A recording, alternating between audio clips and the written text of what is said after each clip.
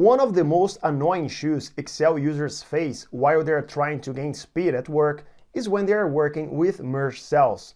The most typical issue is when you are trying to select a single column and suddenly you end up selecting a much wider range because there is one or more merged cells in your sheet.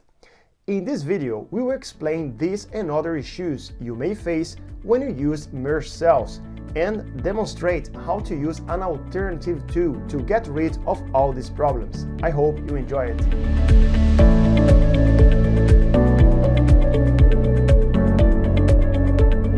So let's start this video by quickly inserting the merge effect into this table. This dataset basically measures the online sales performance of a company, and it's split into the number of leads, prospects, and clients achieved by this business during the years 2021 and 2022. Inserting the merge effect is a very easy task in Excel. For example, this title, Online Sales Performance, is located in this cell B2. To have the same title displayed across the entire blue range, select that range and click on this option Merge and Center. All this range from cell B2 to H2 will then become a single merged cell. Let's repeat the same procedure for the three fields underneath. So for leads, select cells C3 and D3 and click on Merge. We can then do the same thing for prospects and clients. This table now looks much better with all fields and this title centralized. Even though it looks nice, you might experience some practical issues when you try to work with a dataset which contains merged cells. For example, if you try to select this entire column G in isolation using your mouse or keyboard, you'll not be able. This is because as soon as you reach this merged cell with the name Clients, you will automatically select the column H as well. This happens as you have merged these two cells G3 and H3, and Excel understands you want to expand your selection. Now, if you try to select the two cells above, you then end up selecting the entire table. This happens as you are now expanding your selection over this title, which is also merged between the cells B2 and H2, and as a result, all those columns will also be selected for you. The same issue will happen regardless of each column you start your selection.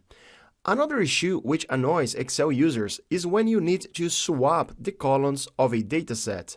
For example, if you pay attention to the years of the field prospects, you can see they are in the wrong order. Here we need the year 2021 to be displayed first and the year 2022 later, just like the fields leads and clients.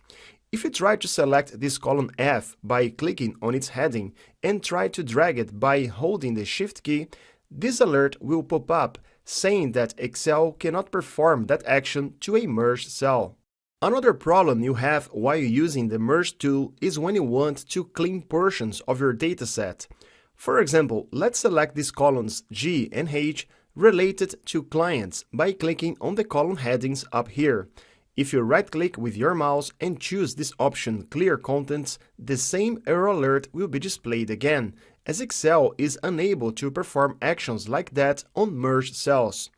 To avoid all these issues caused by the tool Merge, you can then use the alternative Excel tool Center Across Selection. So let's check how it works. So let's select this entire first table by pressing Ctrl A, copy it and paste it beside here, just so we can compare the results of both tools side by side. Let's then remove the merge effect of this title. Here you can click, for example, on this option Unmerge Cells. Note that the content of the title belongs to this cell J2 only. Another way to remove the merge effect is by simply clicking on this icon directly. So let's do that for the fields Leads, Prospects, and Clients. Now to centralize the title across this range marked with this blue color, simply select that range in Advanced, and in this field Alignment, you need to click on this small icon called Alignment Settings. This Format Cells menu will show up in the screen, and the correct field alignment will be already activated in this header up here. In this section called Text Alignment, you need to expand this drop-down horizontal, And down here, you need to choose this option, Center Across Selection, and then click on OK. Your title now is displayed exactly like the table on the left side, but now you have access to each of those cells individually.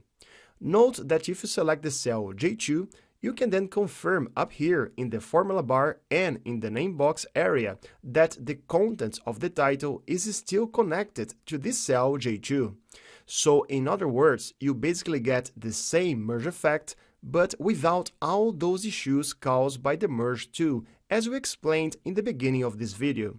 As the name implies, this tool basically allows you to center your content across the selection you define in advance.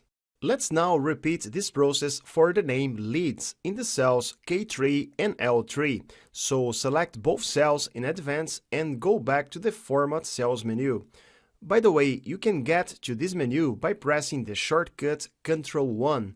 So in this field horizontal, select again Center Across Selection and press Enter. Let's repeat the same process for the field Prospects, but this time let's use the shortcut Ctrl+1 and again select Center Across Selection. We can then quickly repeat the same procedure for this last name Clients. Now the display of the second table is identical to the first one, but you have now much more flexibility to work with your data. So if you try, for example, to select this entire last column of this second table by pressing the shortcut Ctrl+, you'll then be able to do so. However, if you try to do the same thing in this first table, you select all columns from B to H due to the merge effects applied to that range. Also, if we need to swap the data from the years 2021 and 2022 in this field Prospects, we can now easily do it by using the shortcuts we explained before. Here you can note this word Prospects is located only in the cell N3, and this word Leads has also moved to the cell L3. This happens as Excel understands you are trying to expand the selection to this range K3 to M3. As the tool basically centralizes the contents across a defined selection, the word Leads is then placed in the middle of this selected range. To correct these issues, you can then copy this word Prospects from cell N3 and paste it in the cell M3. The word Leads is then correctly allocated in this range again, and we can now delete this second word Prospects, and this first word will then be centralized across the selection. Finally, if you want to clean the content related to clients, you can simply press Ctrl+ to select this column and expand the selection to this second one. You can then right-click and select Clean Contents. Note that the word Prospect has now moved as Excel understands you want to expand this selection. As in this case, we just want to eliminate the field Clients, you can then select these two columns and press the shortcut Ctrl-. Both columns are then deleted, and the name Prospects is then returned to its original location automatically. Now, a bonus tip on this topic. Press Ctrl+Z twice to get back to this original display. First, if you want, for example, to return these cells to a normal alignment, you can then select this entire range in one go, press Ctrl+1, and here select this option General. The general alignment will be added to all fields at the same time.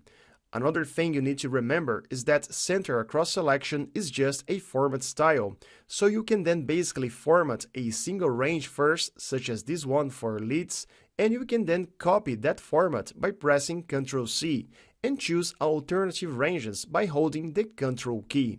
You can then press Ctrl+Alt+V to access the Base Special menu, and here you can mark the option Formats and then press Enter.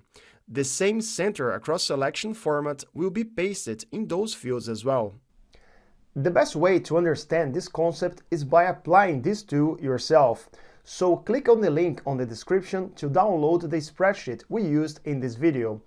Also, let me know in the comment sections below which other topics you want me to cover in the channel. I would really love to hearing from you. I wish you all the best and see you in the next video.